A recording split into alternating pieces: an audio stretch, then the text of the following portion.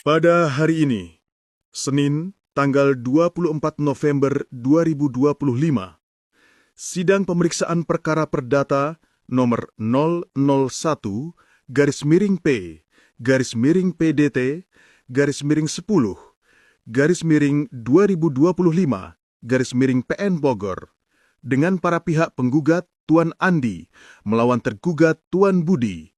Dengan ini dinyatakan dibuka dan terbuka untuk umum. Para pihak dimohon memperhatikan tata tertib persidangan. Baik, karena para pihak telah hadir lengkap, kita dapat melanjutkan persidangan. Agenda hari ini adalah pemeriksaan pokok perkara, konfirmasi fakta-fakta hukum, keterangan para pihak, dan penyampaian pledoi dari penggugat. Sebelum masuk pada pemeriksaan pokok perkara, saya persilakan kuasa hukum penggugat untuk menyampaikan uraian awal. Selamat siang, perkenalkan nama saya Sandra Deborah Sihaan. Saya merupakan mahasiswa jurusan hukum di Universitas Terbuka. Kali ini saya akan membuat video tentang simulasi berbicara dalam persidangan tentang kasus uang prestasi dalam perjanjian jual beli tanah yang terjadi antara Andi dan Budi. Saya saat ini berperan sebagai kuasa hukum Saudara Andi yang dalam hal ini merupakan penggugat atas kasus uang prestasi yang dilakukan oleh Saudara Budi selaku tergugat.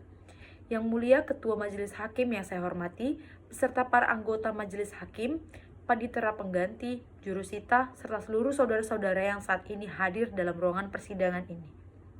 Mohon izin memperkenalkan diri, nama saya Sandra Deborah Sihaan, SHMH. Saya merupakan kuasa hukum dari penggugat dalam sidang perkara perdata hari ini berdasarkan surat khusus yang diberikan oleh klien saya kepada saya berdasarkan surat kuasa hukum khusus tanggal 28 November 2025. Saya akan menceritakan kronologis bagaimana perjanjian perdata ini timbul dan dibuat oleh kedua belah pihak yang pada akhirnya salah satu pihak melakukan uang prestasi dalam perjanjian tersebut.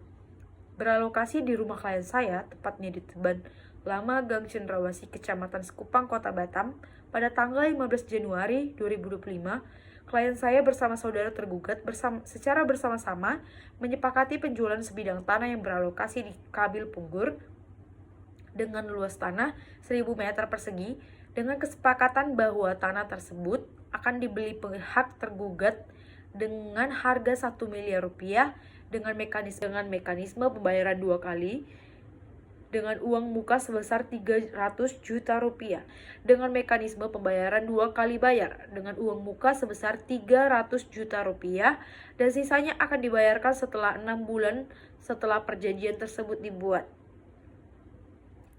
Namun setelah jatuh tempo, saudara tergugat tidak kunjung menunaikan kewajibannya sebagaimana yang sudah disepakati dengan dalih bahwa yang bersangkutan tidak memiliki uang untuk melunasi sisa pembayaran tanah tersebut. Akibat lamanya pelunasan yang dilakukan oleh saudara tergugat, maka klien saya mengalami kerugian material dan moral yang membuat klien saya melayangkan somasi sebanyak 2 kali, tetapi tidak diindahkan oleh saudara tergugat.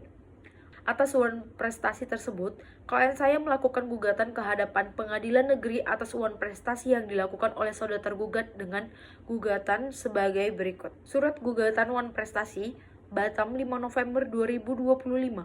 Hal, gugatan perbuatan melawan hukum, lampiran surat kuasa. Kepada Yang Terhormat Ketua Pengadilan Negeri Batam di Batam.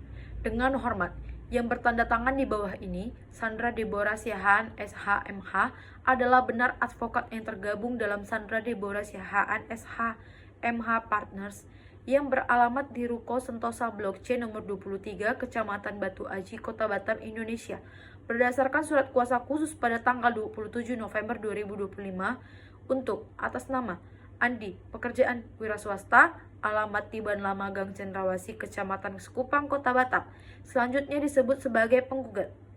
Ini penggugat hendak mengajukan gugatan kepada Budi, pekerjaan wira swasta, alamat Perumahan Sentral Raya Batu Aji, Kecamatan Bukit Tempayan, Kota Batam. Selanjutnya disebut sebagai tergugat. Adapun yang menjadi dasar-dasar alasan diajukannya gugatan perbuatan melawan hukum adalah sebagai berikut. Posita 1. Bahwa antara penggugat dan tergugat tidak memiliki hubungan keluarga. 2. Bahwa tergugat menjual sebidang tanah kepada saudara tergugat yang beralokasi di Cisarua, Bogor. 3. bahwa tanah tersebut sebesar 1 miliar rupiah. 4. Bahwa tergugat memberikan uang muka sebesar 300 juta rupiah dan akan membayarkan sisanya setelahnya. 5. Bahwa tergugat berjanji akan melunasi pelunasan tanah tersebut paling lama 3 bulan setelah perjanjian tersebut ditandatangani.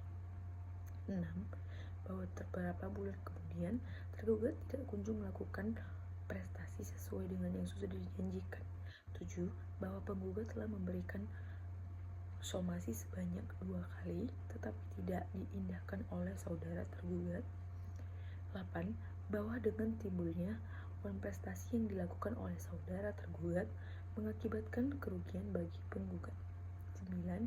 Bahwa dengan hal tersebut tergugat telah melakukan perbuatan wan prestasi kepada penggugat atas perjanjian yang sudah disepakati. Berdasarkan di atas, para penggugat memohon kepada majelis hakim yang memeriksa perkara ini untuk memutuskan. Primer, 1. Menerima gugatan penggugat. 2. Mengabulkan gugatan penggugat untuk keseluruhan. 3. Menyatakan tergugat telah melakukan perbuatan wan prestasi.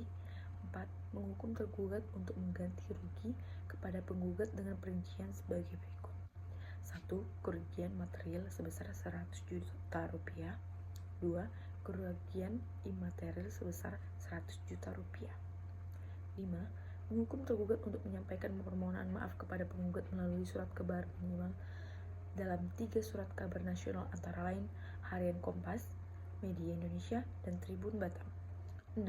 Menghukum tergugat untuk membayar uang paksa atau dauson sebesar 1 juta rupiah setiap hari keterlambatan dalam melaksanakan isi putusan ini.